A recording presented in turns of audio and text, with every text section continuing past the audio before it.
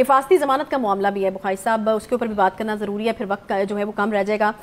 खान साहब को यहाँ पर भी हम देख रहे हैं कि मोहलत पर मोहलत जो है वो मिलती चली जा रही है, तो ये वही लाडलापन है जिसका आप जिक्र किया करते हैं या फिर इसके पीछे अब कुछ और वजह? देखिए मेरे पास तो दो कंपेरिजन हैं। अच्छा, एक कंपेरिजन है जब आपने पिछली हुकूमत को इक़्तिदार से निकाला था, एक सिटिंग प्राइम मिनिस्टर ने 100 से ज्यादा पेशियां भुगती नैब की। इज दैट राइट और wrong? Just say yes and no. जब आपने उसको निकाला, उसको कहा you can not be head of the party, party के ओहदे से हटाया, हट गए वो। कोई एहतजाज, कहीं से कोई रेजिस्टेंस, कहीं से मजारे, कहीं से किसी ने कहा हो कि आके घुस के दिखाओ जवान पार्क में, हुआ ये। बहुत सारे केसेस के मैं हवाले दे सकता हूँ। निहाल हाशमी डिस्क्वालीफाई हुए, जो कहा था उसकी सजा मिल गई ना। उसके बाद तलाल चौधरी, जो कहा था सजा मिल गई ना। सही। उसके बाद दानियाल अजीज, जो कहा था सजा मिल गई ना। और यहाँ एक बंदा जो है सुन तक दुश्मनाम तराजी कर रहा है, आपकी सेहत पर कोई असर ही नहीं है। माशाल्लाह जी। अब आ जाइए आप इसकी तरफ, आप देख लें क्या तमाशा चल रहा है। कल से आपके बिल्कुल सामने है। कल हमें बताया गया, हमें लगा ये कि नहीं जज साहब जो है वो भिपर गए हैं और उन्होंने कहा ऐसी की तैसी खान साहब को आना पड़ेगा। फिर उसके बाद उन्होंने घंटों के हिसाब से रिलीफ देने शुरू किए। फिर वो मामला आज पे टल गया। आज सुबह 9 बजे शुरू होना था। उन खान साहब ने कहा तो हु आर यू, मैं तो नहीं आना। फिर उन्होंने कहा अच्छा 12 बजे आ जाए, उनके मैं नहीं आना। वो कभी जज कह रहे हैं कि वो नहीं आ सकते, कभी डॉक्टर कह रहे हैं वो नहीं आ सकते। गवाहियां मौजूद हैं, वीडियो एक निकल गई थी कि वहां ट्रेडमिल के ऊपर दौड़ लगाई जाती है लेकिन चल नहीं सकते वो। तो जज ने कहा कि आप ऐसे करें, एम्बुलेंस पे आ जाएं, स्ट्रेचर पे आ जाएं। उन्हें क्या मैं नहीं आना। इतना खौफ किस चीज का है? क्या फेयर क्या है? आपको क्या लगता है? फेयर नहीं है कोई। No no no no no, he thinks ये कौन है? अच्छा, ये अदली बदली क्या चीज है? How dare they call me to the court. ये है attitude. That is at least this is what is being established, that he gives a damn। ये एरोगेंस है। आप ये कह रहे हैं कि फेयर नहीं है। Absolute arrogance. आपको मैं ईमानदारी से कहता हूं कि जो लोग उनके इन इकदामात को डिफेंड कर रहे हैं, उनमें से आधे ये समझते हैं कि ये गलत है। This is not right. अब 20 तारीख के ऊपर चली गई जनाब पेशी, ठीक है। 4 दिन का रिलीफ आपने फिर दे दिया। अब इस बीच में पता चलेगा कि इसके खिलाफ वो चले गए सुप्रीम कोर्ट में। हमने देखा लाहौर में ये हुआ कि पटिशन तैयार नहीं थी और सुप्रीम कोर्ट की जो रजिस्ट्री है वो खुली पड़ी थी। आपको याद नहीं जब दीवारें फलांग के अंदर गए थे? अच्छा क्या मतलब? हाँ। अच्छा का मतलब जी। हाँ। तो मेरा कहने का मतलब ये है, हाँ। मेरा कंसर्न ये है, मैं आज जहां से चिल्ला रहा हूं वो ये है कि मेरी अदलिया की अजमत बरकरार रहनी चाहिए। और वो चाहे इमरान खान साहब हो या कोई भी धन्ने खान हो, उसको अदालतों के सामने सबमिट करना चाहिए। अगर इमरान खान साहब ये समझते हैं कि उनके खिलाफ ये केसेस जाली बन रहे हैं या उनको फंसाने की कोशिश की गई है, तो ये अदलिया इंसाफ करेगी। उन्हें ये तवक्का होनी चाहिए। अब तक उन्हें इंसाफ के सिवा कुछ नहीं मिला इनसे। अच्छा बुखारी साहब, फिर अजमत तो इस तरीके से भी बरकरार रहेगी ना कि फिर अगर एक तरफ एरोगेंस चल रही है खान साहब की और आप कह रहे हैं कि उनको कोई फेयर भी नहीं है गिरफ्तारी का, तो फिर गिरफ्तारी के ऑर्डर्स हो भी सकते हैं। राना सनाला साहब ने भी आज कहा कि अब इमरान खान साहब को बाहर रखना जो है वो काबिल कबूल नहीं है। तो देखिए राना साहब ने तो और भी बहुत कुछ कहा है, अगर आप उसकी इजाजत दे दें मुझे। राना साहब ने कहा मैं इनको गिरफ्तार करना चाहता था जब ये 25 मई को आए थे। अच्छा। फिर उन्होंने कहा जब ये 26 नवंबर को आए थे मैं तब भी गिरफ्तार करना चाहता था। और वो ये कह रहे हैं कि अब उनकी गिरफ्तारी होनी चाहिए। और अगर 20 फरवरी को जमानत मनसूख हो जाती है, नहीं ग्रांट की जाती, जो कि मुझे यकीन है कि हो जाएगी ग्रांट, तो इनकी गिरफ्तारी होगी। इन्हें डरना नहीं चाहिए, इसलिए कि वो समझते हैं कि वो एक सच्चे इंसान है। वो ये समझते हैं कि उन्होंने कोई गलत काम नहीं किया है, तो फिर डर काहे का? तो अब 2 बातों में से एक तय हो जानी चाहिए, ये बहुत बहादुर है या बहुत बुज़दिल है। प्रेस कॉन्फ्रेंस में वो 2-3 बातें कह रहे हैं जिसका कोई जवाब मुझे कहीं से मिल ही नहीं रहा। वो ये कह रहे हैं कि जितनी भी ऑडियो लीक्स हुई अब तक, अल्लाह अदलिया ने क्या किया उस पर? अब वो लीक्स क्या? अरशद मलिक साहब ये कह रहे हैं कि मुझे फलां जज ने बुला के धमकाया था और ये कहा था कि ये फैसला तुमने लिखना है। अच्छा। बताइए किसी ने एक्शन लिया उसके ऊपर? नहीं। वो अपनी जान से चले गए, लेकिन उसका नोटिस किसी ने नहीं दिया। आगे आ जाए जनाब।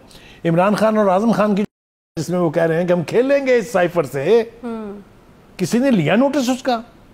चले मैं कहता हूँ अदालतें यही कह दें कि ये झूठी है, साबित करवा दे फोरेंसिक के जरिए कि झूठी है। हुआ कोई एक्शन? कोई नहीं।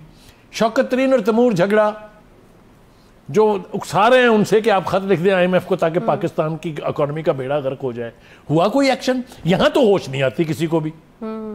इजलास कब होना है, इस्तीफे मंजूर होने हैं कि नहीं होने हैं, वो उसके पेट में दर्द सबको है। तो अब इस लीक्स का क्या होगा? ये जो ऑडियो रिलीज देखिए, इसके ऊपर बहुत सुरत के साथ एक्शन लेना चाहिए आला अदलिया को, क्योंकि अदलिया के ऊपर भी सवाल उठ रहा है। सवाल ही अदलिया पर उठ रहा है। मुझे तवक्को है इस दफा कि ये कोई ना कोई इसके ऊपर एक्शन हो जाएगा, इसलिए कि पहली दफा खुद अदलिया फंसी है। ठीक है, मैं नाम लेना नहीं चाहता हूँ यहाँ। राना सनाउल्लाह ने भी बड़ी दानिशमंदी से काम लिया है कि उन्होंने वो पार्ट जो है जो अदलिया से रिलेटेड है उसकी ऑडियो नहीं सुनवाई है। अच्छा। क्योंकि वो कहते हैं कि जब तक फोरेंसिक ना हो नहीं करनी चाहिए। मैं भी यही कह रहा हूँ, लेकिन इसके ऊपर भी अगर खामोशी छा गई, इसके ऊपर भी अगर चुप साध ली गई, तो फिर हम खड़े कहाँ हैं? हम करना क्या चाह रहे हैं? मतलब एक वर्स्ट मिलिट्री डिक्टेटरशिप में क्या होता है कि वो सियासतदानों को गंदा करते हैं। वो कहते हैं इनको हुकूमत चलानी नहीं आती, वो कहते हैं नहल है, एक रटा ट्रायल चलाना है, ये करप्ट है। ये कुछ अदलिया कर रही है।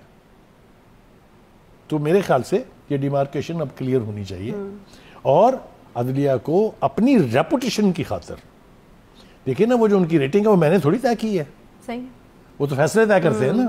उनको अपनी अजमत को बरकरार रखने की खातिर इस किस्म की चीज़ों के ऊपर एक्शन इनिशिएट करना पड़ेगा। छोड़ दीजिए ये कि स्पीकर ने इस्तीफे मंजूर करने हैं कि नहीं करने हैं, छोड़ दीजिए ये कि ये इजलास किस दिन होना है, कब होगा। आज मैं उसके ऊपर हम आएंगे जो आपको एक और मिसाल मुझे देनी है, लेकिन मैं इस ऑडियो के हवाले से दो बातें और अर्ज करना चाहता हूँ। क्या हो रहा है इसमें? जिस करप्शन को ख़त्म करने की अदलिया जिम्मेदार है और जिम्मेदारी लेती है और समझती है कि मेरा फ़र्ज़ है, इसके अंदर कितनी बड़ी दास्तान बयान हुई है। इसके अंदर एक जो है वो सेक्रेटरी हैं असम्बली के, इसके अंदर एक जो है वो बहुत ही चहेती खातून है जिसका नाम गोगी है। सही। इसके अंदर क्या नहीं है भाई? Let us start from the first step. एक तो कदम उठा लें ताकि पता लगे कि फराह गोगी ने क्या किया था, पता लग गया कि वो जिसका नाम लिया जा रहा है सेक्रेटरी असेंबली का, उसने क्या किया था।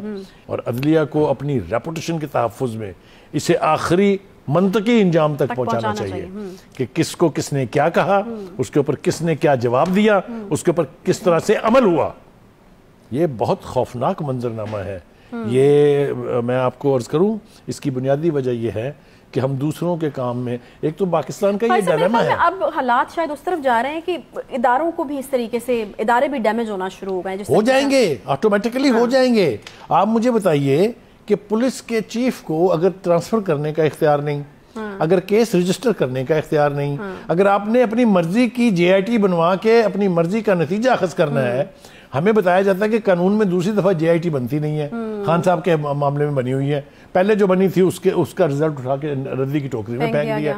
अपनी मर्जी का CPO लगवा के एक और JIT बनवा ली है।